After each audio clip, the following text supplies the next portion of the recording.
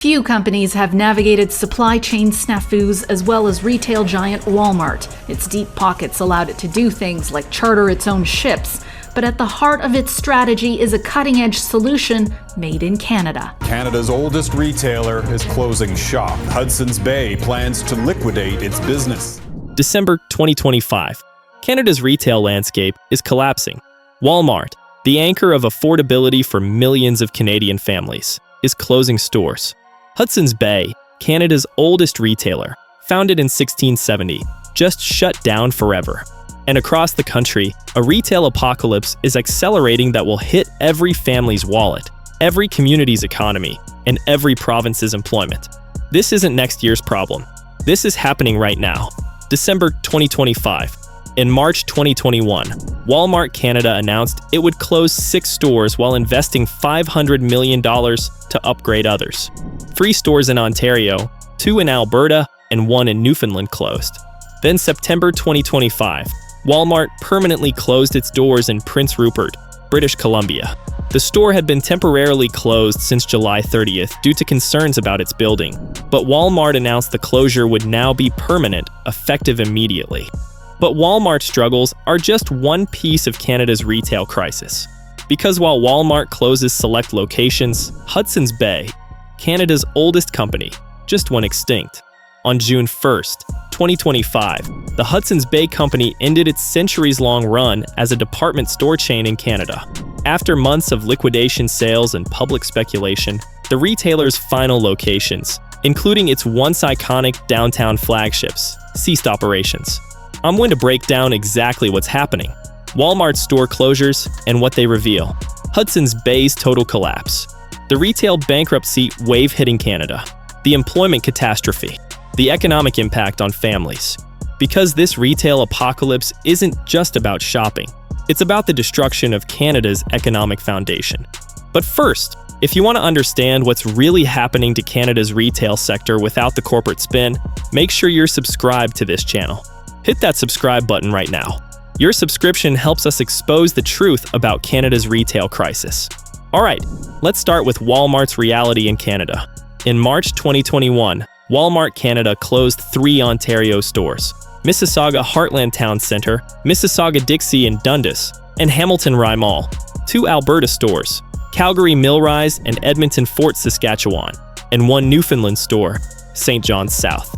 The Mississauga, Ontario-based retailer said workers would be offered positions at nearby stores as each of the impacted locations is in a market that is already served by other Walmart stores. That's the corporate line, other stores nearby. But here's reality. September 2025, Walmart permanently closed in Prince Rupert, British Columbia. The next closest Walmart location is in Terrace, British Columbia, 144 kilometers away along a highway that winds between the Skeena River and the Coast Mountains without a passing lane. 144 kilometers. That's not nearby. That's a 2-hour drive through mountain highways. The store's closure has had an impact on many people in the community, particularly low-income shoppers or those who make bulk purchases, as there are few similar options available in the North Coast city, which also serves remote Indigenous communities. Winnie Nelson of the Jitsala First Nation said many First Nations members in remote regions will take long ferry rides to Prince Rupert to stock up on several weeks' worth of supplies at a time, on a limited budget.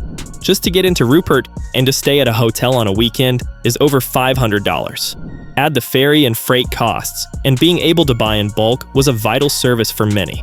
Walmart was the only option for affordable bulk purchases. Now it's gone.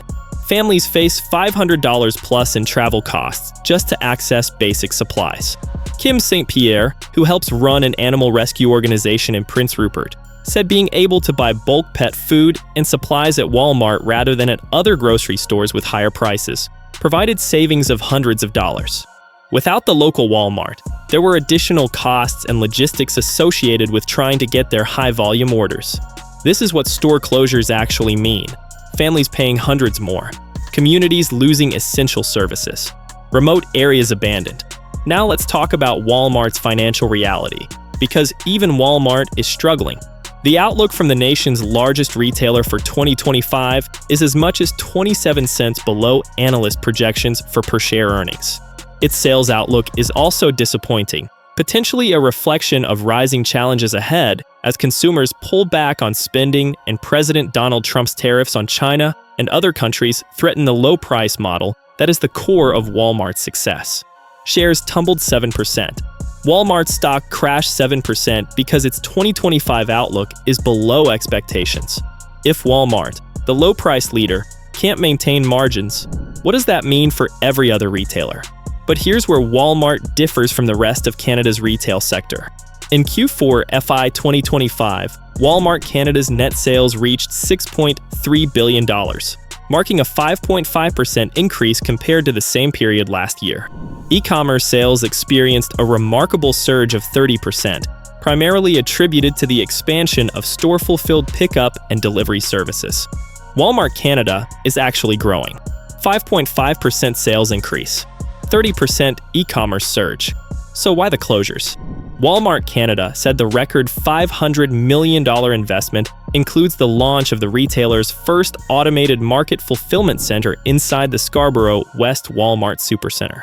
The company is also investing in more prosaic store upgrades, including repairs, paint, lighting, signage, and improvements to staff lounges. Walmart is closing underperforming stores and investing in automation and e-commerce. That's a huge shift. Fewer physical locations, more online orders, more automation, fewer jobs. Now let's talk about the rest of Canada's retail sector, because that's where the real catastrophe is unfolding. On June 1st, 2025, the Hudson's Bay Company ended its centuries-long run as a department store chain in Canada. What was once the world's longest continually operating commercial enterprise as a department store chain is now relegated to history books. 355 years. From 1670 to 2025, Canada's oldest company, gone. On March 7th, 2025, the company filed for creditor protection under Canada's Companies Creditors Arrangement Act. At the time of filing, Hudson's Bay was operating 80 Hudson's Bay stores, 3 Saks Fifth Avenue stores, and 13 Saks Off Fifth locations across Canada.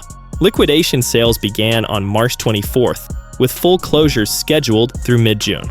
In total, approximately 8,347 employees, nearly 90% of the company's workforce, lost their jobs. 8,347 jobs eliminated. In one bankruptcy, a complete closure of the Hudson's Bay chain represents the largest retail bankruptcy in Canada since 2015, when Target closed 133 stores and eliminated 17,600 jobs. The largest retail bankruptcy since Target. And it happened this year. The threat and realization of a trade war has created significant market uncertainty and has impacted our ability to complete these transactions, CEO Liz Rodbell said in a statement. Trump's tariffs, the trade war, that's what killed Hudson's Bay. Justice Peter J. Osborne of the Ontario Superior Court of Justice began his ruling. It is hard not to have a sense of melancholy when considering the application before me. Hudson's Bay is the oldest company in North America and a very prominent Canadian department store. It was founded in 1670. Now, approximately 355 years later, it is insolvent and seeks protection from its creditors.